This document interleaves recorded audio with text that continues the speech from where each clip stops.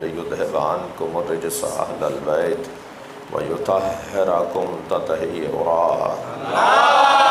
اللهم صل على محمد وآل محمد وَلَعْنَةُ اللَّهِ عَلَى أَعْدَائِهِمْ أَجْمَعِينَ مِنْ يَوْمِ عَدَاوَتِهِمْ إِلَى قِيَامِ يَوْمِ الدِّينِ۔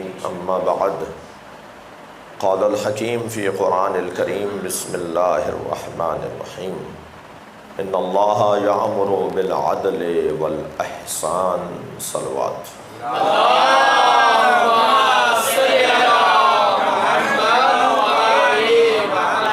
التماس ہے حاضرین مجلس کے تمام مرحومین، اس محلے میں بسنے والے تمام اہل محلہ کے مرحومین، خاص طور پہ بانی مجلس اعضا جناب اعجاز مظہر صاحب اور ان کے خانوادے، ان کے بڑے بھائی صاحب تشریف فرما ہیں، ان بھائیوں کے مرحومین یعنی سید مظہر حسین، سید امتیاز حسین، سیدہ وحید فاطمہ، سید نسرین مظہر، سید ممتاز مظہر شبر زیدی، سید صادق حسین، سید کرار حسین، سید اظہر حسین، رحم اللہ من قرأ الفاتحہ۔ بسم اللہ الرحمن الرحیم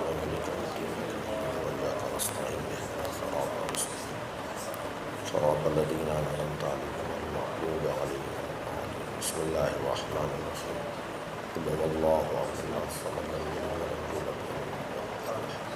بسم اللہ الرحمن الرحیم قل هو اللہ احد الصمد لم یلد ولم یولد ولم یکن له کفوا احد۔ اللہم صل علی محمد وعلی محمد۔ صلوات دیا کر دیں۔ اللہم صل علی محمد وعلی محمد۔ سورہ مبارکہ نحل کی آیہ کریمہ ہے جس کا نشان 90 کی جو عدد ہے، گنتی ہے، اس پر یہ آیت موجود ہے۔ اللہ اپنے اس کلام میں حکم دے رہا ہے، امر کر رہا ہے، اور اس کی خواہش اور چاہت نہیں ہے بلکہ حکم ہے۔ ایک مرتبہ اللہ کا کہنا ہدایت اور ارشاد کی بنیاد پر، موعظہ اور نصیحت کی بنیاد پر ہوتا ہے۔ مثلا انما اعظکم بواحدہ، میں تمہیں ایک نصیحت کرتا ہوں، ان تقوموا للہ، جو کام بھی کرو، جو حرکت جنبش بھی ہو، وہ للہ ہی ہو، اللہ کی خاطر ہو۔ یہ اس کی نصیحت ہے۔ جو عمل کریں ظاہر ہے ان کا فائدہ ہے، ایک مرتبہ وہ امر کرتا ہے، واجب کر دیتا ہے، یعنی اختیاری کام نہیں ہے کہ تم کرو یا نہ کرو، کر لو گے تو فائدہ ہے، نہیں کرو گے تو نہیں۔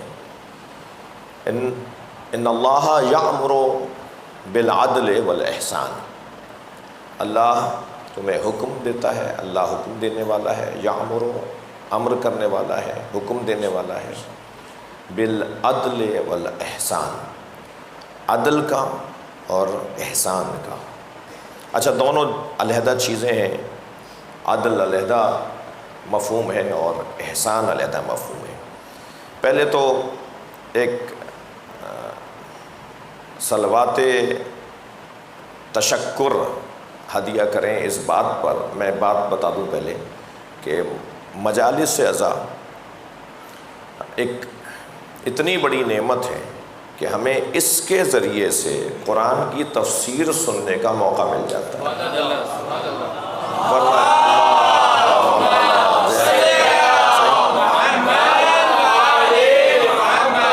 اور یہ قرآن ہمیں حکم یہ ہے کہ اس کو سمجھو، تدبر کرو، تدبر کرو، اس کے اوپر غور کرو، اسے سمجھنے کی کوشش کرو کہ اللہ نے کیا نازل کیا ہے۔ ایک باب، ایک عنوان گفتگو عدل الہی، اور جس پہ تھوڑی دیر آج کو غور کرنے کی کوشش کروں گا، اور اپنے محترم مجمع کو کچھ موسم کی نامساعدگی کی وجہ سے، موسم خراب نہیں ہے، موسم ہمارے ساتھ ہم آہنگ نہیں ہے۔ صلوات پڑھے گا محمد۔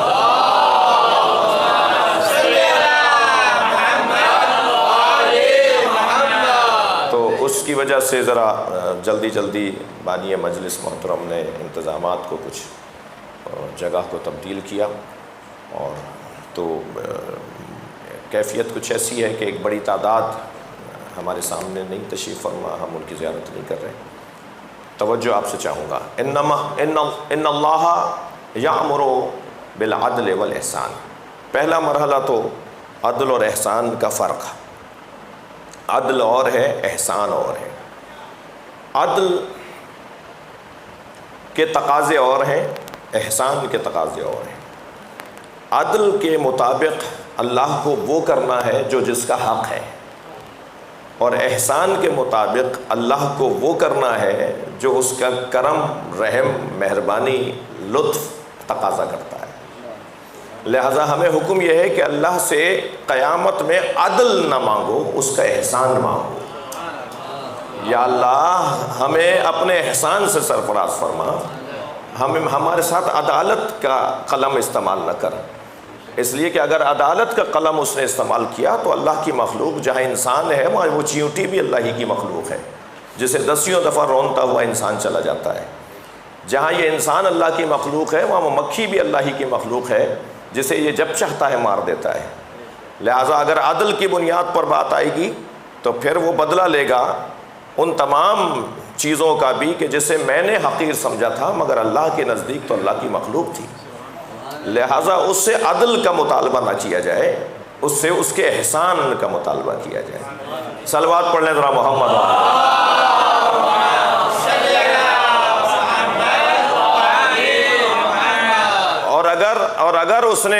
اور اگر اس نے احسان نہیں کیا ہمارے اوپر، اس نے ہم پر کرم نہیں کیا، اگر اس نے ہمارے ساتھ عدالت کا قلم استعمال کیا، تو سوائے چاہدہ معصومین کے، سوائے انبیاء معصومین کی، سوائے فرشتوں کے، سوائے ان ہستیوں کے جنہیں اللہ نے معصوم بنایا ہے، پھر کسی کا بھی شاید جنت میں جانا ممکن نہ ہو۔ اس کا کرم ہوگا جو لوگ جنت میں جائیں گے، اس کا احسان ہوگا جو لوگ سرفراز ہوں گے اور آخرت میں سرخرو ہو سکیں گے۔ تو اللہ سے ہمیشہ مانگا جائے تو اس کا احسان اور کرم مانگا جائے۔ یا اللہ کرم کرنا ہمارے ساتھ، اپنا احسان، ہمارے اوپر اپنا احسان نازل کرنا۔ تو یہاں دو چیزیں ذات کردگار نے اعلان کیا۔ حافظ صاحب اندر آ جائیے، آ جائیے، ایک صلوات پڑھ لیں گے ذرا نبی کی ذات۔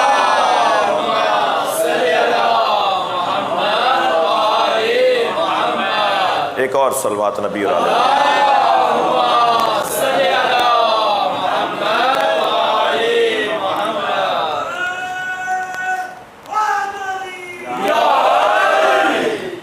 ایک اور صلوات نبی کی ذات۔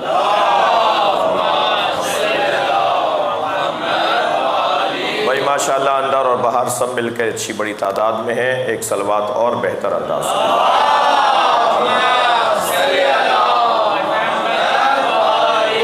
ان اللہ یأمر بالعدل والاحسان، اللہ امر کرتا ہے، حکم دیتا ہے، دیتا رہے گا، فعل مضارع ہے۔ اس کا کام ہی یہ ہے کہ وہ یہ نصیحت ضرور کرتا رہے، یہ حکم ضرور دیتا رہے کہ ہمیشہ عدل اور احسان کا دامن تھامے رکھنا۔ اچھا، جو دوسروں کو امر کر رہا ہے وہ خود بہت بڑا عادل ہے، وہ خود بہت بڑا مہربان ہے۔ دیکھیے، امامیہ اور ہمارے عزیز غیر امامیہ میں اصول دین میں جو فرق ہے وہ ان عددوں کا بھی فرق ہے۔ ہم 5 اصول دین مانتے ہیں۔ توحید، اس سے جڑا ہوا ایک اور اصل عدل، نبوت، اس سے جڑا ہوا ایک اور اصل امامت، اور پھر قیامت۔ یعنی ایک اعتبار سے اصل اصول تو ایک ہی ہے اور وہ ہے توحید۔ یعنی اگر اصول دین کہا جائے، اصول دین نہیں، اصل دین کیا ہے؟ تو وہ اصل دین توحید ہے، یعنی تصور الہی، اللہ کے وجود کا تصور۔ پھر جب اصل اصول کے ساتھ جڑے ہوئے اصول کی بات کریں گے تو ہمیں اللہ کی توحید کے بعد امامیہ جس ممبر کا میں ترجمانی کر رہا ہوں، اس ممبر کا کہنا یہ ہے کہ توحید کے فوراً بعد عدل الہی۔ ہم عدل الہی کو اصول دین میں واجبات اور لوازمات دین اور ضروریات دین تصور کرتے ہیں، یعنی وہ گویا ہمارے نزدیک بنیادی ضروریات سے ہم آہنگ نہیں ہے کہ جو اللہ کی وحدانیت کے بعد اللہ کی عدل کا قائل نہ ہو، اللہ کی عدل کا قائل نہ ہو۔ اچھا عدل ہی کیوں بھائی؟ اللہ کی تو صفات، اچھا صفت ہے یا کیا ہے؟ یہ عدل کیا ہے؟ اگر عدل صفت ہے تو قدرت بھی صفت ہے، اگر قدرت صفت ہے تو حیات بھی صفت ہے، تو پھر اور صفتوں کو آپ اللہ کی کیوں نہیں لیتے؟ عدل ہی کو کیوں لیتے ہیں اصول دین میں؟ اور صفتوں کو آپ توحید میں کیوں لیتے ہیں؟ عقیدہ توحید کے باب میں رکھ دیتے ہیں، لیکن اس کو علیحدہ سے آپ ذکر کیوں کرتے ہیں؟ اس کا سبب امامیہ نے یہ بیان کیا کہ اگر عدل کی تعریف کر دی جائے، علت بیان کر رہا ہوں، اگر عدل کی تعریف کر دی جائے تو روشن ہو جائے گا کہ ہم عدل کو اصول دین میں کیوں مانتے ہیں۔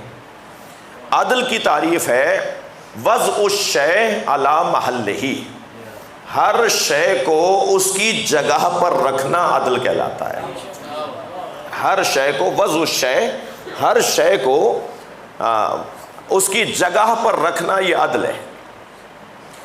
اب یہ جو محل ہے نا، وضع الشیء علی محلہ، ہر شے کو اس کی جگہ پہ رکھنا، یہ جو محل ہے، محل کی پھر 3 قسمیں ہوں گی، افعال، اقوال اور شخصیات۔ یعنی ہر کام کو صحیح وقت پر انجام دینا یہ عدالت کہلائے گا، ہر بات کو صحیح وقت پر بولنا یہ عدل کہلائے گا، اور ہر شخصیت کو، ہر ذات کو اس کے صحیح مقام پر بٹھانا یہ عدل کہلائے گا۔ صلوات پڑھ لیں ذرا محمد و آل محمد۔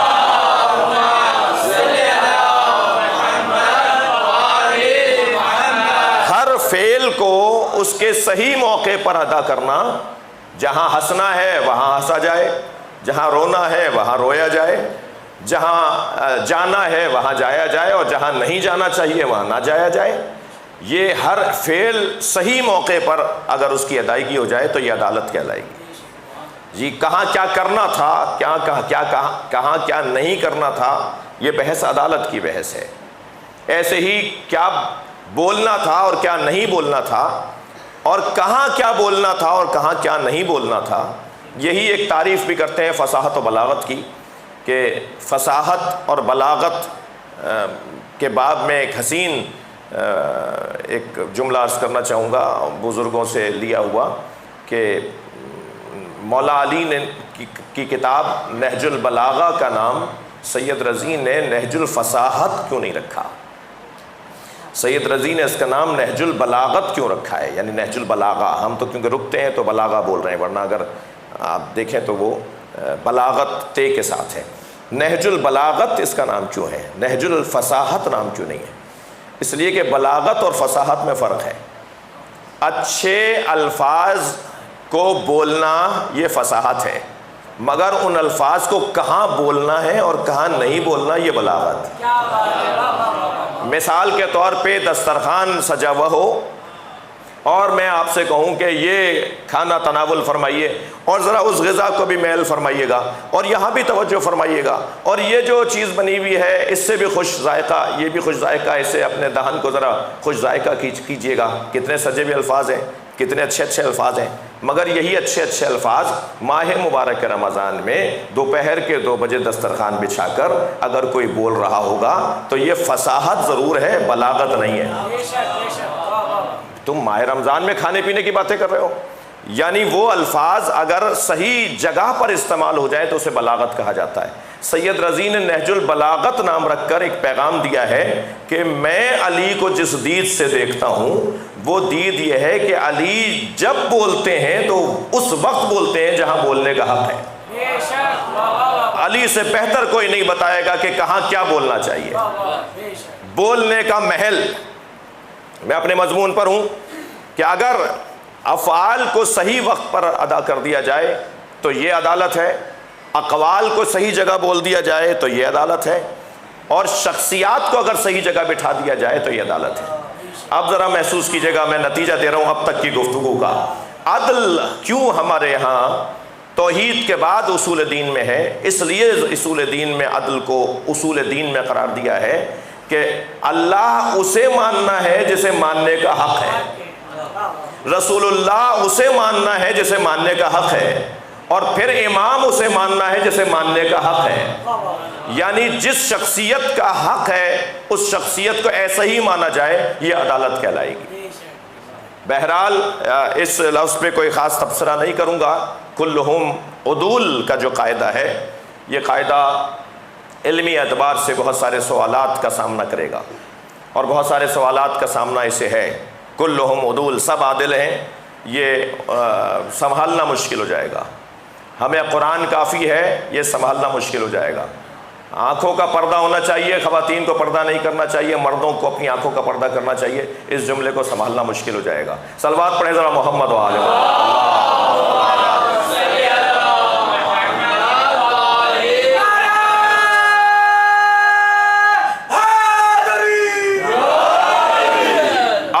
عدل یعنی ہر شے کو اس کی جگہ پر رکھنا عدل ہے۔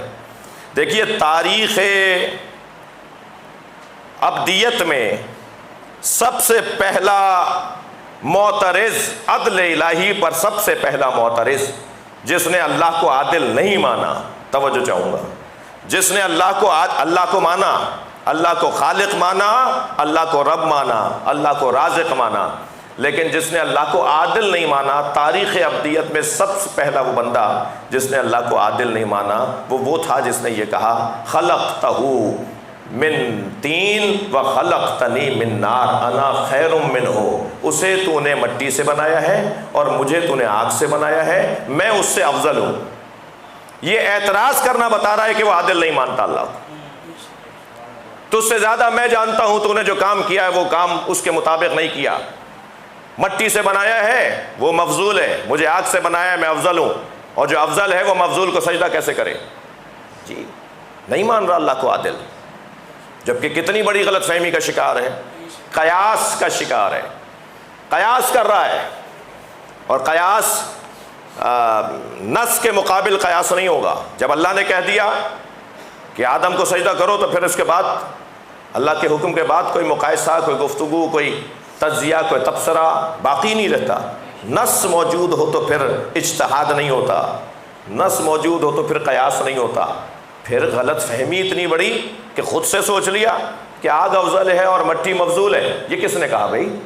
آگ کہاں سے افضل ہو گئی مٹی سے؟ تم نے کسی کو بچھا ہوا دیکھ لیا تو اسے مفضول سمجھ لیا، اور کسی کو اٹھتا ہوا دیکھ لیا تو تم نے اسے افضل سمجھ لیا۔ ہمیشہ اڑتا ہوا اور اٹھتا ہوا افضل نہیں ہوا کرتا، اور ہمیشہ بچھا ہوا مفضول نہیں ہوا کرتا۔ صلوات پڑھیں ذرا محمد و آل محمد۔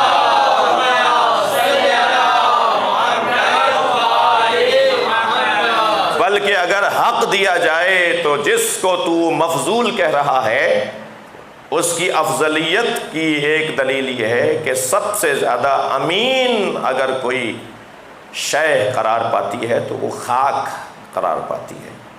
ہوا اڑا ڈالے گی، آگ جلا ڈالے گی، پانی بہا لے جائے گا، مگر مٹی ایک کی جگہ 10 لوٹائے گی۔ ایک تو ڈال کے دیکھیے اس کے اندر، اس کے بدلے میں اللہ 10 دانوں کو واپس کرے گا، اور کبھی تو 70 دانوں کو، اور کبھی تو 100 دانوں کو واپس کرے گا۔ جتنی اچھی مٹی ہوگی اتنا ہی اس کا جو نتیجہ ہے وہ اچھا ہوتا چلا جائے گا۔ صلوات پڑھ لیں ذرا محمد و آل محمد۔ اور پھر میرے محترم سننے والوں، اہل دل سنی شیعہ کا مجمع ہے اس علاقے کے اندر، میرے سنی عزیزوں کی ایک بڑی تعداد ہے جو مجلس سن رہی ہے۔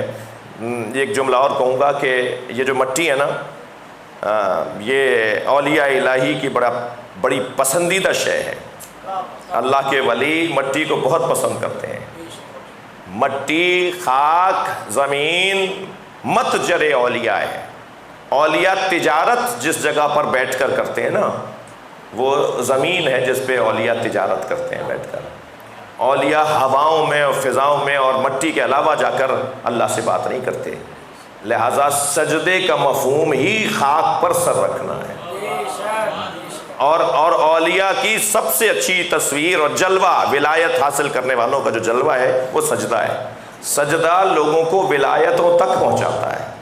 اور جتنا اپنے سر کو یہ جھکاتا چلا جائے گا، اللہ کا نظام ہی یہ ہے، جتنا تو میرے آگے جھکتا چلا جائے گا اتنا ہی اس سر نگوں کو میں سر بلند کرتا چلا جاؤں گا، یہ اتنا ہی عظیم تر ہوتا چلا جائے گا۔ تو مٹی کے بارے میں، خاک کے بارے میں اس طرح سے سوچنا، یقیناً نہیں مانا اس نے اللہ کے اس فیصلے کو، اور پھر نتیجہ آپ نے دیکھا کہ کیا ہوا۔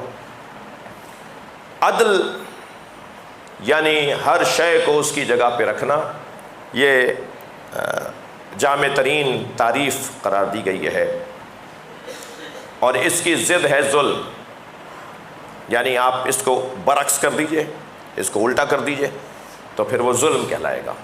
یعنی جس کی جو جگہ تھی اس جگہ پر اسے اگر نہ رکھا جائے تو یہ ظلم ہے، اسے اس جگہ پہ رکھ دیا جائے تو یہ عدل ہے۔ اور اللہ کے یہاں عدل اس لیے لازم اور اس کی صفات غالب اور اس کے اہم ترین صفات میں سے ہے کہ کیونکہ اس کے ہاں ظلم نہیں ہے۔ اچھا، ان ساتھیوں کو عرض کروں کہ ظلم کرنے والے 4 طرح کے لوگ ہوتے ہیں۔ ظالم ان 4 قسموں میں سے کسی ایک، ان 4 سببوں میں سے کسی ایک سبب کا شکار ہوتا ہے، تب جا کے وہ ظلم کرتا ہے۔ سب سے پہلا سبب ظلم یا ایک سبب ظلم خوف ہے۔ جو خوف زدہ ہوتا ہے وہ ظالم ہو سکتا ہے، وہ ظلم کر سکتا ہے، کیونکہ خوف زدہ شخص پیش بندی کرتے ہوئے اور حفظ ما تقدم جیسے الفاظ کو سوچتے ہوئے، وہ اس سے پہلے کہ کوئی اس کے اوپر حملہ ور ہو اور اس کو کوئی نقصان پہنچائے یا اس کی دانش میں اسے کوئی ضرر پہنچے، وہ پہلے ہی قدم اٹھا لیتا ہے، اور وہ جو پہلے قدم اٹھا لیتا ہے تو وہ ظلم کر بیٹھتا ہے، کیونکہ اس کو سامنے والے کی نیت کا تو علم تھا نہیں کہ وہ میرے ساتھ کیا زیادتی کرے گا۔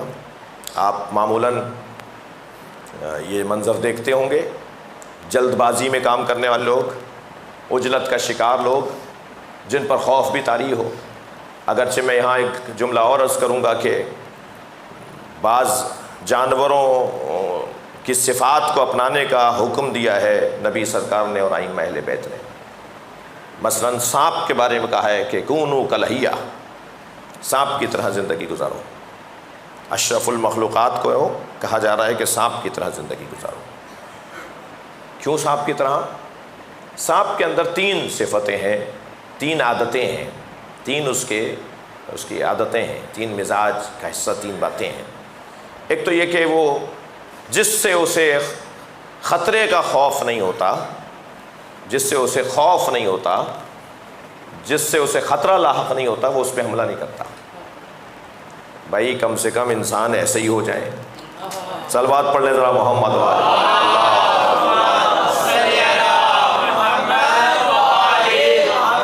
لہذا سانپ سوئے ہوئے کو نہیں ڈستا، سوئے ہوئے کو نہیں ڈستا، بچوں کو معمولاً نہیں ڈستا، بچوں کے ساتھ کھیل لے گا۔ اچھا، میں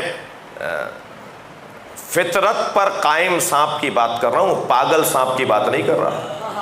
ہاں، پاگل سانپ ممکن ہے کوئی ہو کہ جو سوئے ہوئے کو بھی ڈس لے اور بچے کو بھی ڈس لے، لیکن اس کی فطرت کے مطابق وہ سوئے ہوئے کے اوپر سے گزر جائے گا، دائیں بائیں سے گزر جائے گا، اسے ڈسے گا نہیں، اس لیے کہ اس سے خطرہ لاحق نہیں ہے۔ جہاں وہ دیکھے گا یہ میرے ساتھ اب کچھ کرنے والا ہے تو وہ پھر حملہ کرتا ہے۔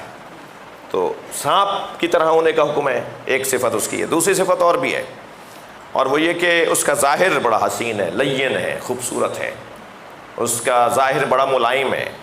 اگر کسی نابینا کو یہ بتائے بغیر کہ تمہارا ہاتھ کہاں رکھ رہے ہیں ہم، سانپ کے اوپر رکھ دیا جائے اور پھر اس سے پوچھا جائے کیسی چیز لگ رہی ہے، کیا چیز لگ رہی ہے، تو وہ تعریف ہی کرے گا، برائی نہیں کرے گا۔ جی، وہ اور بات ہے کہ جب بتا دیا جائے تو پھر اس کا انداز کچھ اور ہو جائے گا، لیکن معمولاً تو ظاہر سانپ کا بہت اچھا ہے، مگر باطن میں زہر ہے، باطن میں زہر ہے۔ اگرچہ یہ صفت اس کی اچھی ضرور ہے مگر مثالی نہیں ہے۔ جس کا ظاہر اچھا ہو اور باطن میں زہر ہو اسی کو منافق کہا جاتا ہے۔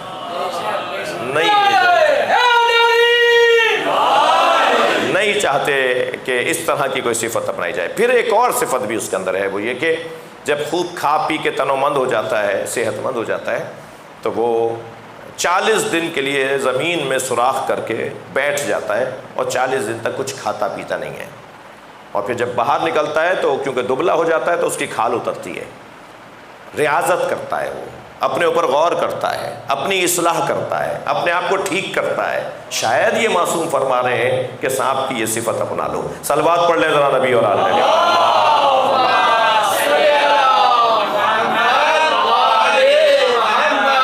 تو ایک وہ کہ جو ظلم کا شکار ہوتا ہے وہ ہے کہ جو خوف زدہ ہوتا ہے، خائف انسان ظلم کر بیٹھتا ہے۔ دوسرا جو ظلم کرتا ہے، کر سکتا ہے، ظلم کا ایک اور سبب بھی ہے، وہ ہے احتیاج، ضرورت۔ معاشرے میں زیادتیاں کرنے والوں کی اگر لسٹ بنا لیں، اہل دقت تشریف فرما ہیں، شہری اور ملکی انتظامات سنبھالنے والے بیٹھے ہوئے ہیں، کہ جرائم پیشہ افراد کی اگر لسٹ بنے تو شاید کہہ کر احتیاط کر رہا ہوں، شاید 70% وہ لوگ ملیں گے کہ جنہوں نے ضرورت کے مطابق جرم کیا تھا، مجبور تھے، ان کے پاس وسائل نہیں تھے، ان کے پاس، اگرچہ یہ ان کو میں مدد فراہم نہیں کر رہا کہ کل کو وہ کام کریں، جی مجلس میں سن کے آ رہے ہیں، مولانا بھی ہمارا ذکر کر رہے تھے، یہ ہرگز مراد نہیں ہے، لیکن اگر تحقیق کی جائے گی تو یہ ضرور لوگ نکلیں گے کہ جن کو کھانے کو نہیں تھا، جن کے ہاں بچے کی فیس نہیں تھی، جن کے ہاں بے عدالتی معاشرے کی انہیں مارے ڈالی رہی تھی، ناانصافی معاشرے کی انہیں مارے ڈال رہی تھی، لہٰذا انہوں نے ایسا جرم کر لیا۔ بعد میں وہ بعض لوگ تو خود کو پیش کر دیتے ہیں کہ ہاں ہم نے کیا تھا، ہم اقرار کر رہے ہیں ہم نے کیا تھا، اب ہمیں سزا دے دو، اس وقت ہمارا مسئلہ حل ہو گیا تھا، آج ہم سزا بھگتنے کو تیار ہیں۔ ضرورت، احتیاج، لہٰذا ایسے افراد کے لیے ائمہ نے، خاص طور پہ مولا علی نے، سرکار نے سب سے پہلے اور پھر مولا علی نے ایسے افراد کے لیے فرمایا کہ مالک، میں تمہیں جہاں گورنر بنا کے بھیج رہا ہوں، افسران کی تنخواہ اتنی رکھنا کہ وہ لوگوں کے پیسوں کی طرف نہ دیکھیں، ان کی ضرورت کے مطابق ان کے حقوق اور ان کی تنخواہوں کو رکھنا۔ تھوڑی دیر کے لیے آپ وہ لحظات تو میری بات کو زیادہ محسوس کریں گے جو اس منزل سے گزر رہے ہیں اور گزرتے ہیں۔ جب کوئی کسی منصب پر فائز ہو جاتا ہے تو اس کے اخراجات بھی بڑھ جاتے ہیں، اس کے ذاتی اخراجات بڑھ جاتے ہیں، مہمانداریاں بڑھ جاتی ہیں، اس کے ساتھ لوگوں کے رابطوں کی وجہ سے اس کے مسائل بڑھ جاتے ہیں، تو اسے وسائل بھی زیادہ چاہیے۔ جب اسے وسائل زیادہ چاہیے اور اگر اسے وسائل ریاست فراہم نہیں کرے گی، اگر حکومت اسے وسائل فراہم نہیں کرے گی تو وہ لوگوں کے پیسوں کی طرف دیکھے گا، اور جب وہ لوگوں کے پیسوں کی طرف دیکھے گا تو جرم، چاہے کسی چوری چاہے ایک انڈے کی ہو، مجھے معاف کیجیے گا، یا چوری چاہے کسی بہت بڑی عنوان سے، رشوت کے عنوان سے ہو، چوری چوری ہے، پھر وہ ضرورت مند کہلائے گا۔ وہ بھی ضرورت مند ہے، اپنی گلی میں رہنے والا، اس جھونپڑی میں رہنے والا، اور یہ 2000 گز کے مکان میں رہنے والا بھی ضرورت مند تھا، اس کی اپنی ضرورت تھی، اس کی اپنی ضرورت تھی۔ تو ضرورت اور احتیاج انسان کو ظلم کی طرف لے جاتی ہے۔ تیسری چیز جو انسان کو ظلم کی طرف لے جاتی ہے، عزیزان گرامی، بہت اہم چیز ہے، وہ ہے جہالت۔ انسان جہالت کی وجہ سے ظالم قرار پاتا ہے، پتہ نہیں تھا، معلومات نہیں تھی، اور وہ اس بنیاد پر ایسا قدم اٹھا بیٹھتا ہے کہ جو قدم ظلم، ظالمانہ قدم ہے۔ اور چوتھا سبب سفاکیت، ذاتی، اب یہ لفظ میں چونکہ اردو میں استعمال ہے اور اس کو ذرا سے میں ترکیب کے ساتھ بولتا ہوں تاکہ ترکیب سے بولتا ہوں، ذاتی کمینگی جو ہے نا، یعنی ذاتاً خراب آدمی ہے، اس کو مزہ آتا ہے کسی کو تکلیف دے کر، اس کو خوشی ہوتی ہے کسی کو رلا کر، وہ جب تک کسی کو دن میں 1-2 دفعہ روتا پیٹتا نہیں دیکھ لے اس کو چین نہیں آتا۔ یہ جو ذاتاً خراب لوگ ہیں، جن کا مزاج خراب ہے، جن کے خون میں کچھ خرابی ہے، جن کے کوئی جینیٹک کا مسئلہ ہے، صلوات پڑھ لیں ذرا محمد والا،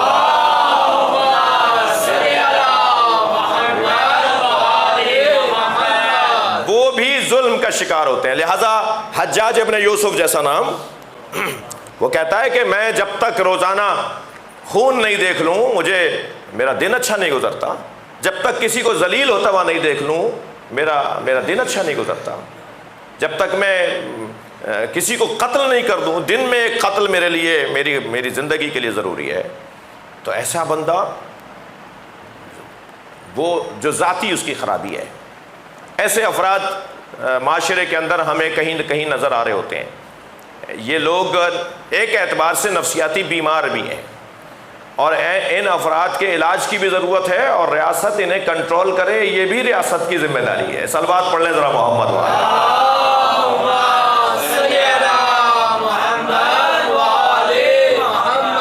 میں کیا کروں کہ میں نے مضمون عدل کو طے کر لیا، اب عدالت کی گفتگو میں تو ایسی ہی ہوگا جیسا اب اس وقت ہو رہا ہے. ایک صلوات اور پڑھ لیں محمد.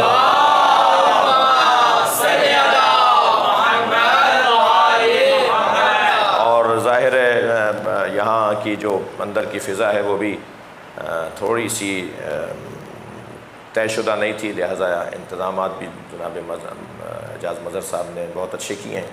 تو میں تھوڑا سا اپنے بیان کو ایک منزل کی طرف لے کے جا رہا ہوں.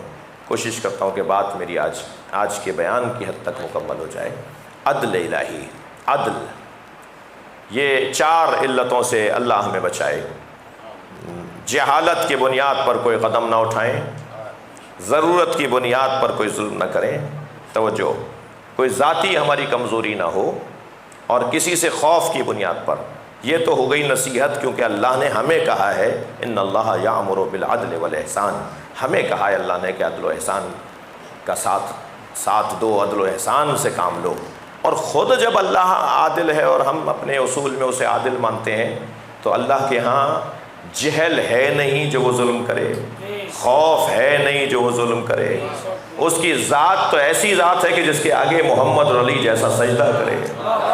صلوات پڑھ لیں ذرا نبی اور آل نبی.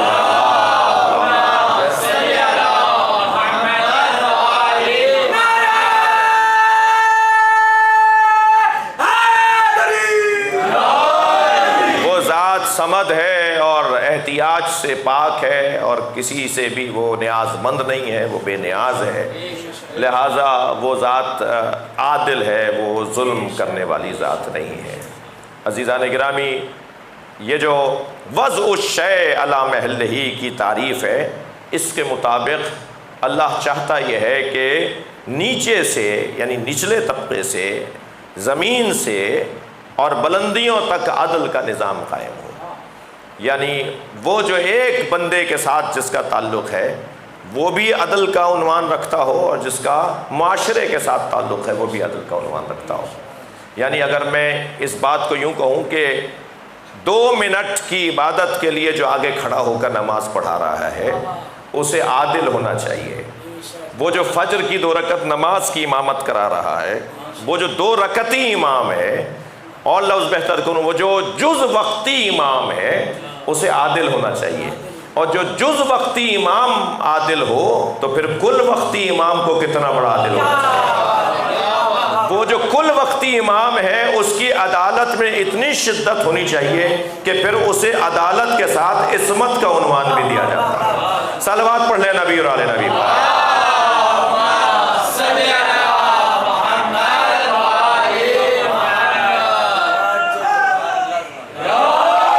عزیزان گرامی، عدل کا ایک سالانہ مجلس ہے، تو مجھے تھوڑی دیر اور بولنے دیجیے. بڑے اہتمام کے ساتھ اس مجلس کا انتظام ہوتا ہے، سال بھر اس کا انتظار ہوتا ہے، تو مجھے کوئی عجلت سے کام نہیں ہے، مگر چاہ رہا ہوں کہ ایک منزل اور اس بحث میں آگے آ جاؤں. اور وہ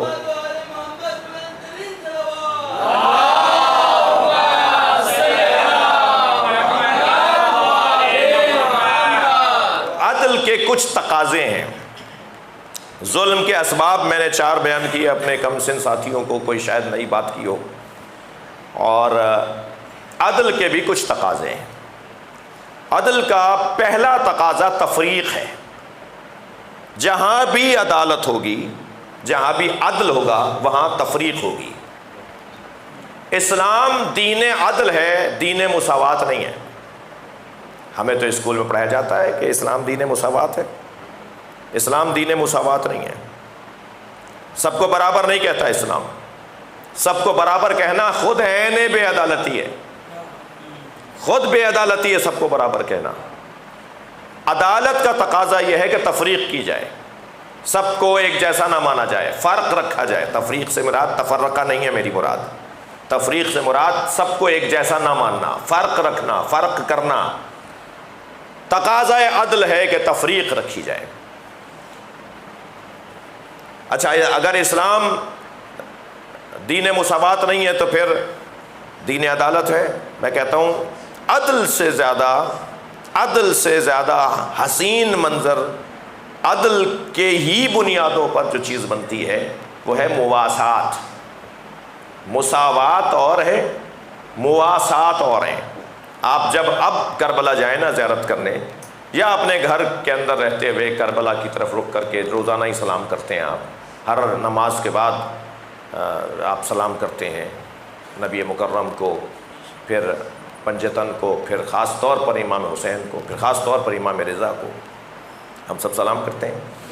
تو اس سلام میں ایک زیارت نامہ کوئی 10-12 سطروں کا حضرت عباس کو بھی ہم سلام کرتے ہیں۔ حضرت عباس کو جو ہم سلام کرتے ہیں اس میں ایک لقب مولا عباس کا ہم لیتے ہیں، ایھا المواسی لأخ، سلام ہو اس پر کہ جو اپنے بھائی کے لیے مواسی تھا۔ مواسات کا لفظ ذرا چاہوں گا توجہ کریں، مساوات اور ہے ابرار بھائی، مواسات اور ہے۔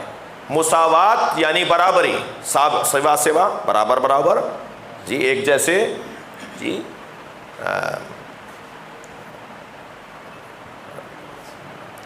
ما ساو اللہ الا علی و فاطمہ، اللہ نے کسی کو برابر نہیں بنایا ہے تو علی اور فاطمہ کو برابر بنایا ہے۔ صلوات پڑھیں۔ صحابہ، میں لفظ صحابہ اور مساوات کے لیے ایک دلیل اور لا رہا تھا، تو وہ میں نے ایک حدیث آپ کو سنا دی کہ اگر کائنات میں برابری کی بنیاد پر کوئی جوڑا ہے تو وہ علی و بطول کا جوڑا ہے، ورنہ کوئی بیوی شوہر کے برابر نہیں ہے اور شوہر بیوی کے برابر نہیں ہے۔ قربان جائیں جناب خدیجہ کی جوتیوں سے اڑنے والی خاک پر، مگر وہ نبی کے برابر تو نہیں تھی۔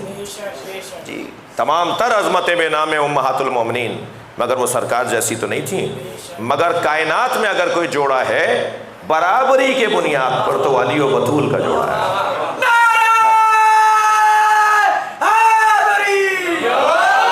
تو مساوات یعنی برابری، مواسات برابری نہیں ہے، بلکہ مواسات کا اگر میں لفظ اور استعمال کروں تو مواسات یعنی فداکاری، مواسات یعنی قربانی، مواسات یعنی اپنا حق کسی اور کو دے دینا، مواسات یعنی دوسرے پہ قربان ہو جانا، مواسات یعنی دوسرے کی خاطر جینا۔ جی مواسات اپنی بھوک باقی رکھ کر دوسرے کو بھوک سے نجات دینا، خود بھوکا رہ کے دوسرے کو روٹی کھلا دینا، یہ مواسات کہلائے گا۔ حضرت عباس کے القاب میں سے ایک لقب ہے، امام جعفر صادق علیہ السلام نے لقب دیا ہے۔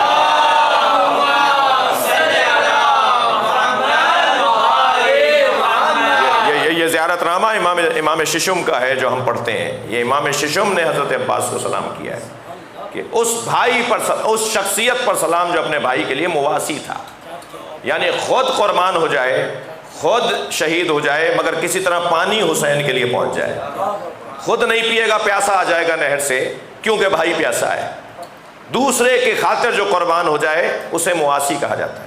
تو اگر اسلام میں حسن ہے تو وہ مواسات کی بنیاد پر نہیں ہے، مساوات کی بنیاد پر نہیں ہے، مواسات کی بنیاد پر ہے۔ اور یہ عدل ہے، اور عدل کا تقاضا تفریق ہے، سب کو ایک جیسا نہیں کریں گے۔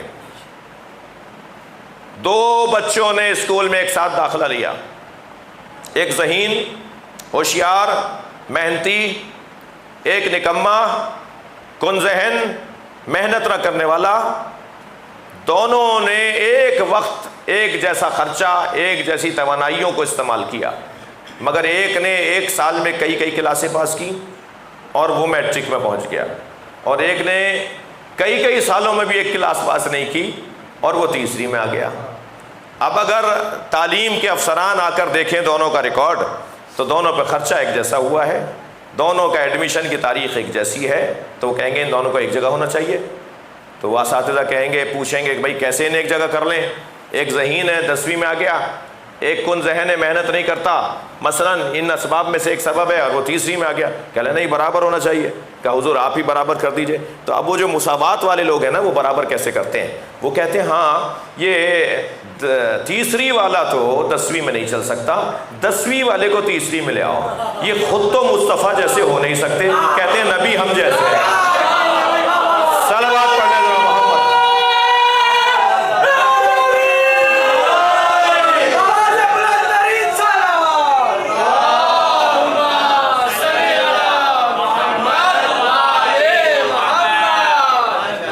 یہ جو مساوات، سب برابر، سب ایک جیسے، سب ایک بھائی اتنا بڑا مجمع یہاں تشریف فرمائے، باہر مومنین تشریف فرمائے، گھروں میں سن رہے ہیں اس وقت، گھر میں تشریف فرمائے، جو ایک جیسے اللہ نے بنائے۔ ہم میں سے کوئی نبی معصوم رسول تو نہیں ہے نا، جنہیں اللہ نے ایک جیسا بنایا ہے وہی ایک جیسے نہیں ہے، سب مختلف ہیں، ہم میں کوئی کسی جیسا نہیں ہے۔ تو جب اللہ نے کسی کو کسی جیسا نہیں بنایا تو نبی ہم جیسے کیسے ہوں گے؟ اہل بیت ہم جیسے کیسے ہوں گے؟ ہمارا تو حال یہ ہے کہ ہمارے بدن سے نکلنے والی رطوبتوں سے ہمیں کراہت آتی ہے، اور نبی کے لعاب دہن سے علی کو شفا ملتی ہے۔ کہاں کی برابری ہو رہی ہے؟ صلوات پڑھ لیں ذرا محمد و آلہ۔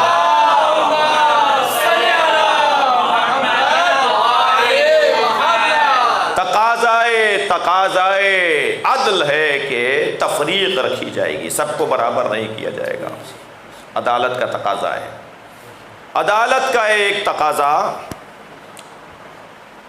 سختیاں ہیں، سختیوں کے بغیر مفہوم عدالت اور مفہوم عدل سمجھ میں آنے والا نہیں ہے، سختیوں سے گزریں گے۔ حضرت یوسف سے جب حضرت یعقوب ملے، حضرت یعقوب نے اپنے بچے سے پہلی ملاقات میں جو گفتگو کی ہے، ایک مدت کے بعد، پوری ایک ہسٹری ہے، پورا ایک حسین واقعہ ہے، احسن القصص ہے، قرآن نے سورہ یوسف کو اور واقعہ حضرت یوسف کو سورہ یوسف میں اس واقعے کو احسن القصص کہہ کر اللہ نے یاد کیا ہے۔ تاریخ ہدایت میں یہ بہترین لذیذ ترین واقعہ ہے۔ اپنے آپ کو اور آپ کو نصیحت کروں گا کہ قرآن مجید میں تفسیر اگر پڑھنا چاہیں، کہ شروع کرتے ہیں تفسیر پڑھیں گے اب، تو سورہ یوسف کی تفسیر سے قرآن کی تفسیر شروع کریں، اور یقین جانیے کہ جس نے سورہ یوسف کی تفسیر سے تفسیر پڑھنا شروع کی، پھر اس کو پوری قرآن کی تفسیر پڑھنے کا دل کرے گا، قرآن اپنی طرف جلب کر لے گا، جذب کر لے گا۔ اس قصے کے اندر بڑے واقعات، حضرت یعقوب کی جب حضرت یوسف کے ساتھ پہلی ملاقات اس واقعے کے بعد ہوئی، اور جدائی کے بعد وصال ہوا، وصل ہوا، تو حضرت یعقوب نے کہا بھائیوں کو بتاؤ کیا کیا تھا انہوں نے۔ توجہ، حضرت یعقوب پوچھ رہے ہیں حضرت یوسف سے، بتاؤ تمہارے بھائیوں نے تمہارے ساتھ کیا کیا تھا۔ ظاہر ہے وہ جانتے ہیں یا بھائی جانتے ہیں، جن کے ساتھ ہوا وہ جانتے ہیں، جنہوں نے کیا وہ جانتے ہیں۔ تو حضرت یوسف نے تاریخی ایک حسین جملہ ارشاد فرمایا، فرمایا بابا چھوڑیے بھائیوں نے میرے ساتھ کیا کیا، یہ دیکھیے کہ اللہ نے مجھے ان مشکلات کے عوض مقام کتنا بڑھا دیا ہے۔ سختیوں کے بغیر عظمتیں نہیں ملتی۔ عدل کا تقاضا ہے کہ کسی وجود کو اگر کسی جگہ پر آپ کو دیکھنا ہے تو وہ ان مراحل سے گزرے گا۔ جی، جو کی فصل کتنے مرحلوں سے گزر کے آٹا بنتی ہے، اور پھر روٹی بنتی ہے، اور پھر علی جیسے ولی کے ہاتھ میں آ کر زینت بنتی ہے۔ میں لفظ اور بہتر کروں، جو کا دانہ کتنی مشکلوں سے گزرتا ہے، جو معراج پاتا ہے جب علی کے ہاتھ میں آ جاتا ہے۔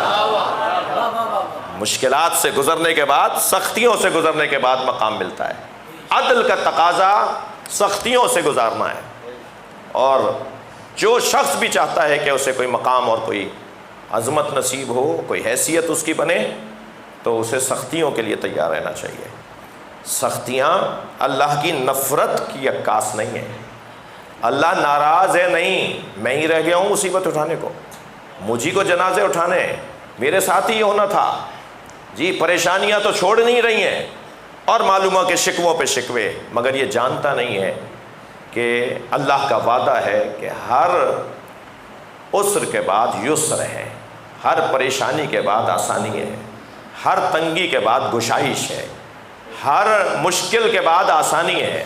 یہ اگر اس کے اوپر باور کر لے، یہ اپنا آج سوچ سوچ کے لمبا کر دیتا ہے، اور اگر یہ سوچنا چھوڑ دے تو اس کا آج ختم ہو جائے گا اور اس کا کل آ جائے گا۔ صلوات پڑھ لیں ذرا محمد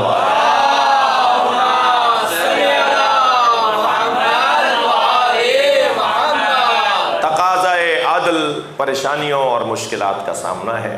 خود آپ دیکھ لیجئے کہ جب اللہ نے یہ طے کر لیا تھا کہ حسین کو حسین بنانا ہے تو کتنی مشکلات سے گزارا حسین کو، کتنے علام مصائب سے گزارا امام حسین کو علیہ الصلاۃ والسلام۔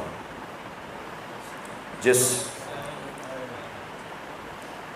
ذات کی عظمت کو یاد کرتے ہوئے ائمہ اہل بیت یہ فرمائیں کہ ہمیں اللہ نے امامت بطفیل حسین عطا کی ہے۔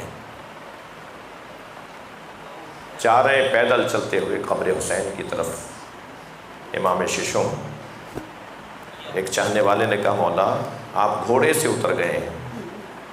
جیسے ہی کربلا کی حد شروع ہوئی نا، امام نے گھوڑا چھوڑ دیا، اتر آئے نیچے۔ بہت فاصلہ تھا کربلا کی حدوں سے قبر امام حسین تک، پیدل چل رہے تھے۔ ایک چاہنے والے نے پوچھا مولا آپ بھی امام ہیں اور جن کی قبر پہ جا رہے ہیں وہ بھی امام ہیں؟ تو فرمایا ہمیں امامت پہ تصدق حسین ملی ہے، ہم اگر امام بنائے گئے تو اس لیے کہ اولاد حسین ہیں۔ جی کتنی مصیبتوں کا، مصائب کا سامنا کیا، اور مگر حسین جانتے تھے کہ میں کیا کر رہا ہوں اور میرے ساتھ کیا ہو رہا ہے۔ ظاہر ہے جو مقام معرفت علم امام حسین کا تھا وہ تمام تر احترام کے ساتھ دیگر شہدائے کربلا کا تو نہیں ہے، لہٰذا کہیں کہیں امام کو بتانا ہوا کہ صبر کرو، وقت گزارو اور شکر کے ساتھ وقت کو آگے بڑھاؤ۔ وہ منظر بھی بڑا شدید تھا جب خبر آئی کہ زینب بے ہوش ہو گئی ہے، تو امام خیمے میں آئے، جناب زینب کی پیشانی پہ ہاتھ رکھا، سورہ شفا پڑھی، جناب زینب نے آنکھیں کھولیں تو پہلا سوال یہ کیا بہن تمہارا یہ حال کیوں کر ہے؟ فرمایا بھائی مجھے یہ احساس ہوتا ہے کہ کل کا دن جب نمودار ہوگا، شب عاشور کی بات ہے، تو بھائی میری ماں کی اولاد کے ساتھ کیا ہوگا، نانا کے گھرانے کے ساتھ کیا ہوگا، تمہارا کیا بنے گا، کیا کریں گے تمہارے ساتھ؟ تو امام نے فرمایا بہن میرے ساتھ ذرا کربلا کے بیابان میں چلو۔ دونوں بہن بھائی، شریکت الحسین ہے، معمولی وجود نہیں ہے، دونوں بہن بھائی صحرا میں گئے۔ امام نے نشاندہی فرمائی وہ جگہ جو دیکھ رہی ہو اس طرف علی اکبر گھوڑے سے گرے گا، بتا رہے ہیں، اب بہن کو تیار کر رہے ہیں، وہ جگہ جو دیکھ رہی ہو وہاں علی اصغر کو تیر لگے گا، وہ جگہ قاسم پہ گھوڑے دوڑیں گے۔ پھر یہ شہادت جگہوں، مقامات شہادت کو دکھا کر فرمایا وہ جو نشیبی جگہ دیکھ رہی ہو وہاں میں گھوڑے سے گروں گا اور مجھے یہاں ذبح کر دیا جائے گا۔ بہن کل کا دن گزر جائے گا، تم پہ کچھ دن مصیبتوں کے رہیں گے، پھر یہاں ہمارا مزار بنے گا، لوگ دور دور سے ہمیں سلام کرنے آئیں گے، میری قبر زیارت گاہ بنے گی فرشتوں کے لیے، اور ہدایت کا ذریعہ بنے گا، میری اس قربانی کو اللہ ہدایت کا ذریعہ بنائے گا۔ وقت گزر گیا، جنہوں نے 11 محرم کو رسیاں ڈالی تھیں ان کے تو آج قبروں کا پتہ نہیں ہے، مگر جن کے ہاتھوں میں رسی ڈالی گئی تھی آج شام میں اس زینب کا مزار تو کوئی جا کے دیکھے۔ جنہوں نے تازیانہ مارا تھا آج ان کی قبروں کا بھی پتہ نہیں ہے، مگر جنہوں نے تازیانہ کھایا تھا آج کربلا میں جا کے تو دیکھیں، ایسا لگتا ہے کہ جیسے انسان زمین پر معراج کر رہا ہو، معراج کے عالم میں ہو۔ جب کربلا ہم پہنچتے ہیں نا، ایک خاص روحانیت ہے، ایک خاص نور ہے کربلا کی زمین پر، اس کی گلیوں اور کوچوں میں۔ عزاداروں آج 13 محرم ہے، بیویوں کا قافلہ کوفہ پہنچ رہا ہے۔ 11 محرم کو اجرکم اللہ، آپ کی آوازیں بلند ہو رہی ہیں، اللہ آپ کو اجر عطا فرمائے۔ 11 محرم کو اسیروں کا قافلہ کربلا سے چلا تھا، اور 15 محرم کو کوفہ میں پہنچا اور رہا کوفے کے اندر 15 محرم تک، اور 15 محرم سے پھر چلا تو پہلی سفر کو شام پہنچا۔ 15 دن جو بیویاں سفر میں تھیں، کوئی پوچھے آل نبی سے کہ جنہیں چلنے کی عادت نہیں تھی، جن کو نازوں سے پالا گیا تھا، خاص طور پر امام سجاد کے لیے ہے کہ آپ کا بدن بہت نازک تھا۔